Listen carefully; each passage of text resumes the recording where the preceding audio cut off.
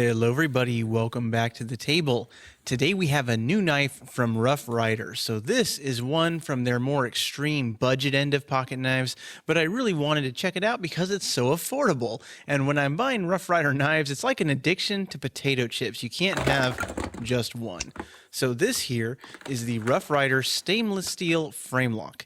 And yes, that is the name of the knife. So nothing unique or fancy here. It's just a straightforward, descriptive name, the stainless steel Framelock. So what we have in this budget knife is assuredly, of course, budget materials, but it is impressive how many modern features you can get in a knife that costs a total of $11.99. So first, let's take a look at the blade of this knife here. This blade is your basic 440 stainless steel. It did come sharp out of the box, of course, and being an inexpensive 440, I am sure it's going to be easy to touch up as needed once it loses that initial edge. The length of this blade is 3.5 inches, and the overall length of this knife is coming in at 8 inches long.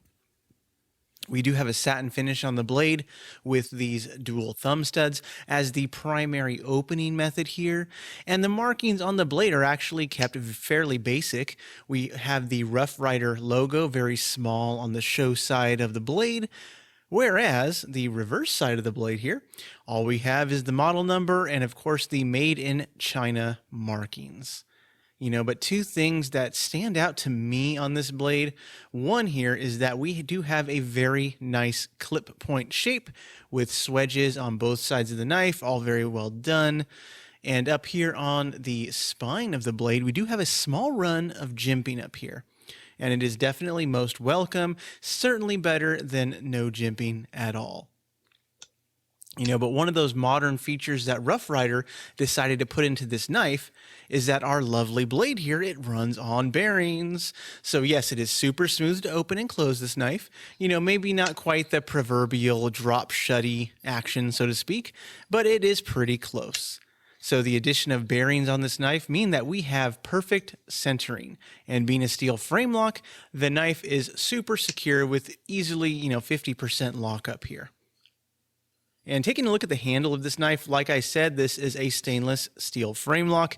That means it's going to be heavy. So the total weight of this knife comes in at 4.9 ounces.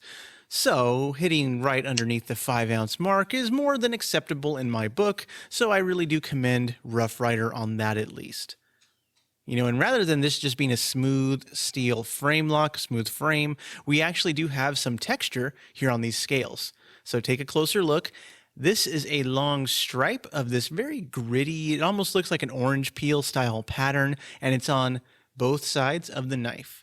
And if I had to describe it really any further, this texture reminds me of the grittiness like a file on a Swiss Army knife. Very similar hand feel, and very likely if you had to, you could file a nail or two down with this handle if the need arose. And it definitely does add some grip to what otherwise would probably be a very slippery knife. So of course the visual flair it adds does not hurt at all as well. And while we're looking at the handle, let's take a look at the pocket clip here. So we have a single position tip up, deep carry pocket clip. So the clip is nicely polished, and if you take a close look at the screws on this clip, they are almost entirely flush with the handle. So getting this knife in and out of your pocket is not really going to be a major concern, and the clip, in my opinion here, is done rather well. Other than just being one position, I think it's pretty much hitting all the notches, so to speak.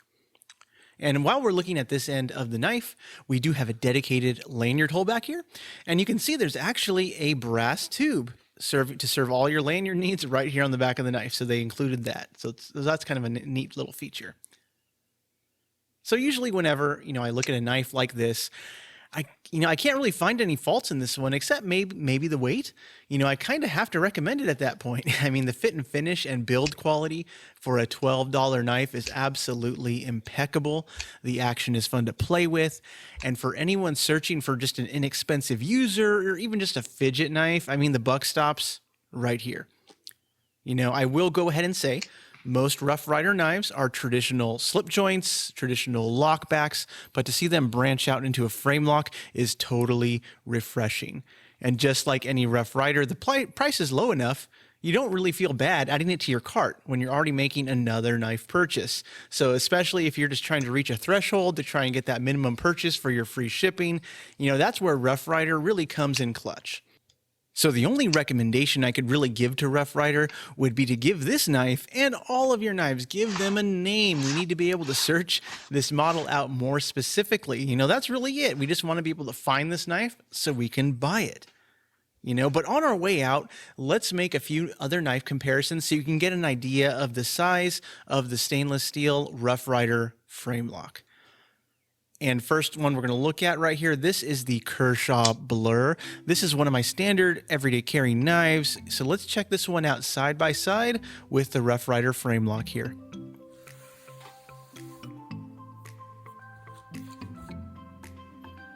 And for the sake of size comparison, let's do a side-by-side with two other knives. First, we're going to take out the Spyderco Delica and the Spyderco Endura. So you can kind of see where the Rough Ryder Framelock here, it kind of fits between these two knives size-wise. So check these out together.